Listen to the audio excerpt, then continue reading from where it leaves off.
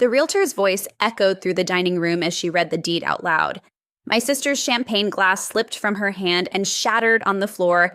My parents went pale, and my brother-in-law just stared at me like I'd grown a second head, because the house they'd been planning to move into, the house my sister had already started redecorating in her mind, wasn't going to her. It was going to me. And I just let them throw a celebration party before finding out. Don't forget to like, share, and subscribe, and tell me where you're watching from. My name is Rachel, and I'm 34 years old. I'm a nurse practitioner at a pediatric hospital in Portland.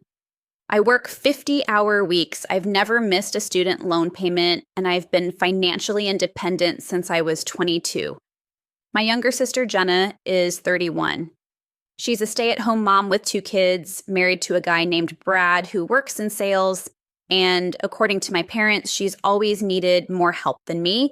Our grandmother passed away 6 months ago. She was 92, sharp as a tack until the end, and the most important person in my life. She raised me more than my parents did. When I was struggling in college, she sent me money. When I was deciding whether to go to nursing school, she encouraged me. When I bought my first car, she co-signed the loan. She was my person. My sister visited her maybe twice a year, always with an excuse. The kids are too young for the drive. Brad's working. It's just so far. I visited her every month, sometimes twice a month. I took her to doctor's appointments, helped her with groceries, spent weekends just sitting with her watching old movies, not because I expected anything, but because I loved her. When she died, I was devastated, but that wasn't the worst part. The worst part was what came after.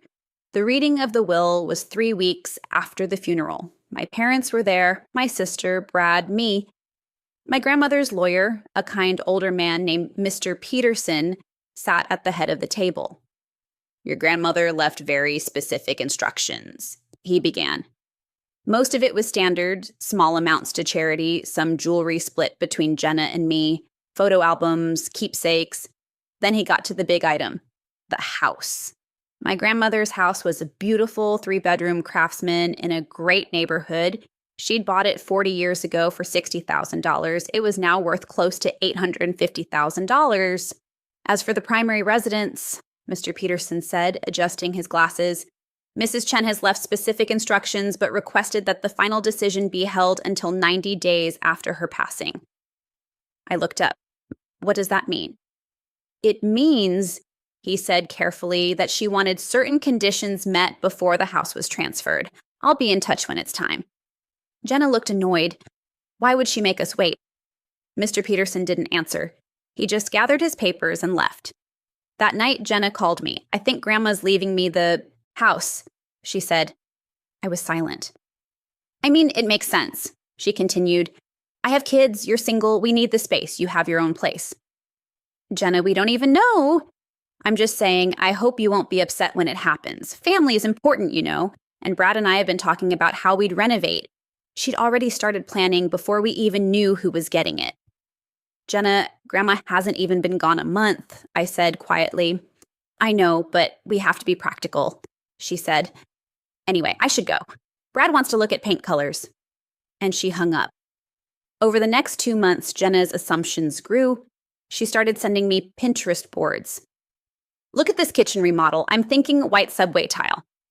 We're going to turn Grandma's sewing room into a playroom for the kids. My mom got involved too. Rachel, honey, you understand why the house should go to Jenna, right? She has a family. She needs it more. We don't even know who's getting it yet, I said. Well, obviously it'll be Jenna, my mom said. Your grandmother knew how much she struggled, how hard it is raising 2 kids. I wanted to scream. Jenna didn't struggle. She lived in a nice house in the suburbs that Brad's parents had helped them buy. She drove a new SUV. She went to Pilates 3 times a week. Meanwhile, I was working night shifts, picking up overtime, saving every dollar I could. But somehow, Jenna was the one who needed an $850,000 house.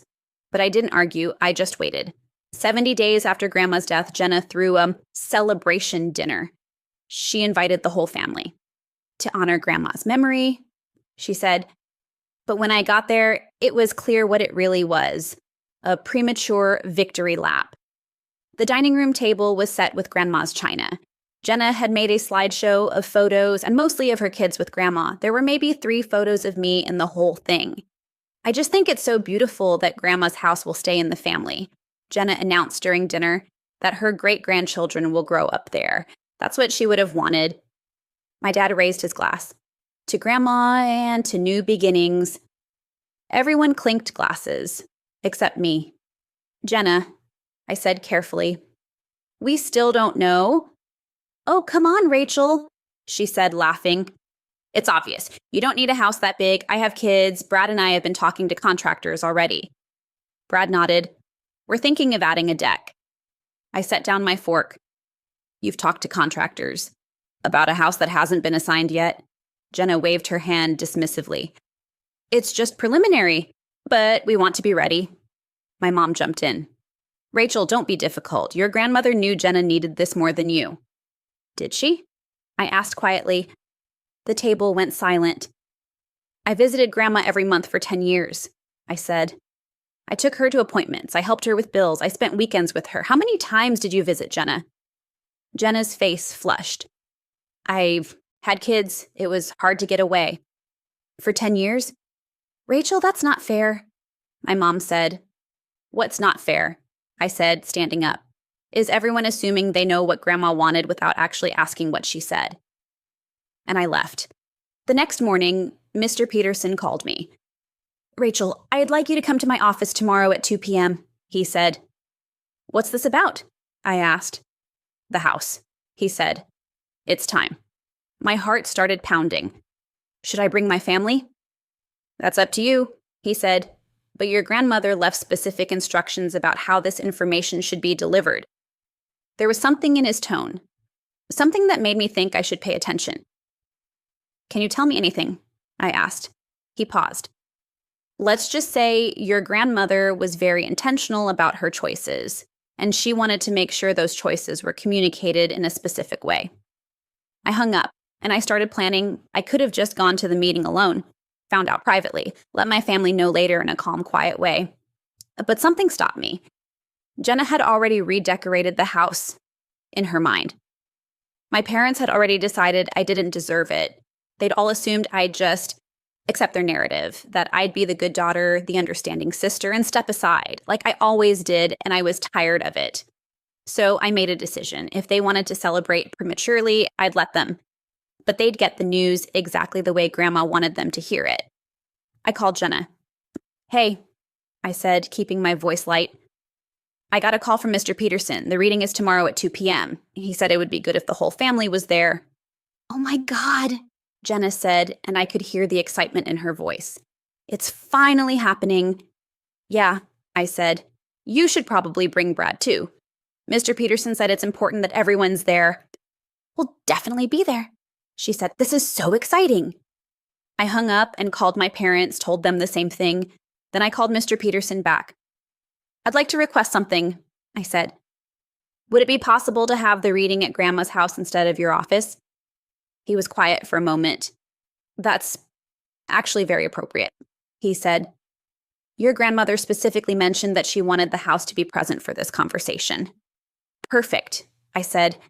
And then I asked him one more thing, something that would make this moment exactly what it needed to be. He listened, and then he laughed. Your grandmother would have loved that, he said. The next day, I got to Grandma's house early. I walked through the rooms one more time. Her bedroom, the kitchen where she taught me to make dumplings, the living room where we watched old musicals. This house was full of her, full of us. And Jenna wanted to turn it into a playroom. I heard cars pulling up outside. My family had arrived. Jenna walked in first, Brad trailing behind her. She was dressed up, hair done, makeup perfect, like she was going to a photo shoot. Oh my God, I'm so nervous, she said, grabbing my hands, but also so excited. I've been dreaming about this.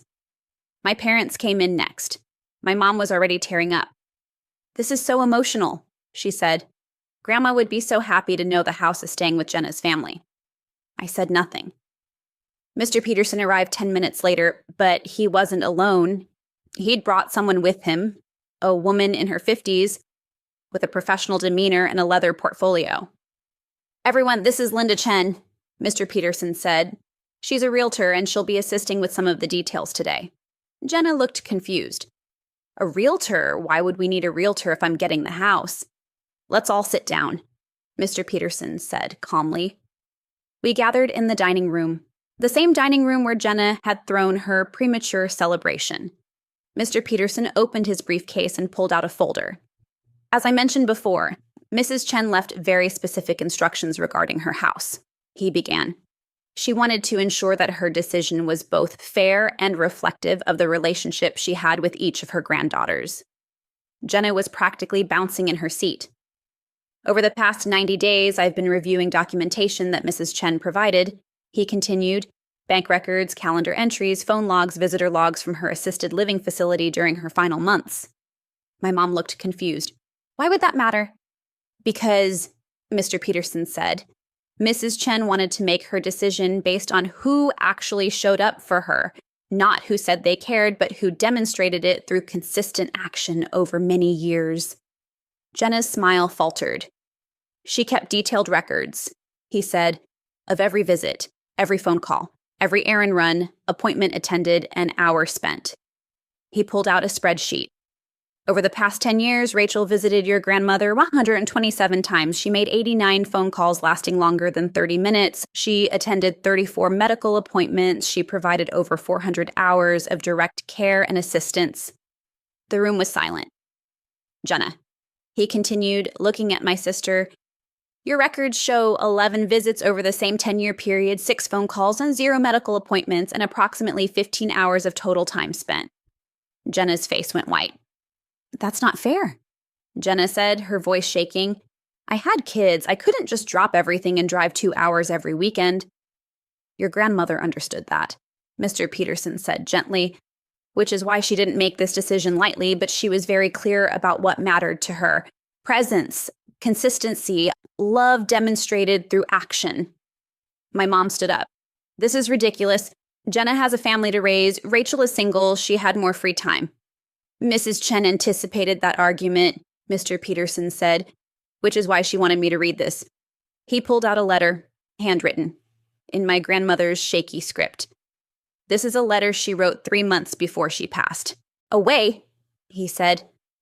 She asked that I read it aloud today, and he began. To my family, if you're hearing this, it means I'm gone, and it means you're gathered to find out what happens to my house. I'm sure by now, some of you have made assumptions. Maybe you've even started planning renovations or deciding which rooms will be whose. But I want you to understand something. This house isn't just wood and walls. It's memories. It's love. It's every moment I shared with the people who actually showed up. And Rachel showed up when I was lonely. She called when I was sick. She came when I needed help. She helped. She didn't do it because she wanted something. She did it because she loved me, and I felt that love every single day. Jenna, I love you, but love isn't just words, it's presence. And you were rarely present. I understand you were busy. I understand you had children, but Rachel was busy too. She worked long shifts. She had her own life, and yet she made time because that's what love looks like. So I'm leaving my house to Rachel, not because she's more deserving, but because she was actually here, and I want her to know that I saw her. I saw every visit, every sacrifice, every moment she gave me when no one else did. Thank you, Rachel, for loving me the way you did. All my love, Grandma. The room was dead silent. Jenna was crying. My mom had her hand over her mouth. Brad looked like he wanted to disappear, and I was trying not to break down completely. Mr. Peterson folded the letter carefully and placed it back in the folder. The house, along with all its contents and furnishings, has been deeded to Rachel Chen, effective immediately. He slid a document across the table to me, the deed, with my name on it. Linda is here to discuss next steps. He continued, whether Rachel chooses to keep the house, sell it, or rent it out is entirely her decision. Jenna stood up abruptly, her chair scraping against the floor. This is insane, she said, her voice breaking. I have kids. We need this house. You have a house, I said quietly. Not like this. Not in this neighborhood. Brad and I have been planning. You've been planning for something that was never yours, I said. My mom turned to me, tears in her eyes. Rachel, please, think about your niece and nephew. Think about family. I am thinking about family, I said. I'm thinking about Grandma, about how I was the only one who showed up for her, how I rearranged my schedule, gave up weekends, missed events because I wanted to be there for her. I looked at Jenna. You visited her 11 times in 10 years. You couldn't even call her on her birthday last year because you were at a spa weekend. Jenna's face crumpled. And now you want me to just hand over her house? I continued. The house she specifically left to me because I was the one who actually loved her enough to be present? That's not fair, Jenna shouted. What's not fair, I said, my voice rising, is that you assumed you deserved something you never worked for, that you expected Grandma to reward you for doing the bare minimum while I did everything. The room went silent. Brad finally spoke up. Maybe we should just go, he said quietly, putting his hand on Jenna's shoulder, but Jenna shook him off. No, she said, this isn't over. She turned to me, her eyes blazing.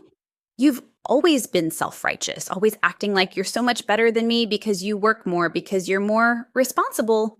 But you're just bitter and alone. The word stung, but I didn't back down. I'd rather be alone than entitled, I said.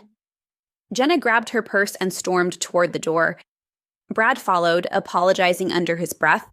My parents stood there, uncertain, and my dad looked at me with something like disappointment. You're really going to keep it? He asked. After everything? After everything? I repeated. After 10 years of showing up? Yes, I'm keeping it. My mom shook her head. I hope you can live with this choice. And they left, leaving me alone in Grandma's house, with Mr. Peterson and Linda the Realtor. After they left, I sat at the dining room table for a long time. Linda sat across from me, quiet and patient. That was a lot, she said finally. I laughed, but it came out broken. Yeah, for what it's worth, she said. Your grandmother made the right choice. I've been doing this for 20 years, and I've seen a lot of family disputes over property. This is the first time I've seen someone actually earn what they were given. I looked up at her. She left me a note, too, Linda said, pulling out an envelope. She asked me to give it to you after the reading. I opened it with shaking hands. Rachel, if you're reading this, it means you've just had a very difficult conversation with your family. I'm sorry for that, but I'm not sorry for my decision. You were the light of my last years. Every visit, every phone call, every moment we shared, that was love. This house is yours because you earned it. Not through obligation, but through genuine care. Don't let anyone make you feel guilty for accepting what I freely gave. You deserve this. And so much more. Love always, Grandma. I broke down crying. Linda quietly handed me a tissue. Over the next 2 weeks, my family didn't contact me. Radio silence. I moved some of my things into Grandma's house. Started going through her belongings, found photo albums I'd never seen, letters she'd saved. In one box, I found every card I'd ever sent her. Birthday cards, thinking of you cards, postcards from a work trip I'd taken to Seattle. She'd kept them all. I also found a journal. From the last year of her life. I almost didn't read it. But something made me open it. The entries were short, just a few lines each day, but one entry stopped me cold. March 15th. Rachel came today, brought soup because I mentioned I had a cold. She stayed for 3 hours even though she had a night shift. She didn't complain once. Jenna called, asked if I could watch the kids next weekend because she and Brad want to go wine tasting. I said I wasn't feeling well. She sighed and said, okay, and hung up. I cried after, not because I'm sick, but because I miss being wanted for more than babysitting. I flipped through more pages, entry after entry. Some mentioned me, most didn't mention Jenna at all. And then I found one from 2 months before she died. July 22nd, I finalized my will today. I know Jenna will be upset. My daughter will be upset. They'll say I'm being unfair, but Rachel is the only one who's been here, truly here, not out of obligation, not out of guilt, but out of love. And I want her to know that I saw it, that it mattered, that she mattered. I hope when the time comes, she doesn't let them make her feel guilty. I hope she knows she earned this because she did. I closed the journal and pressed it to my chest. And I cried for an hour straight. 3 weeks after the reading, Jenna finally texted me.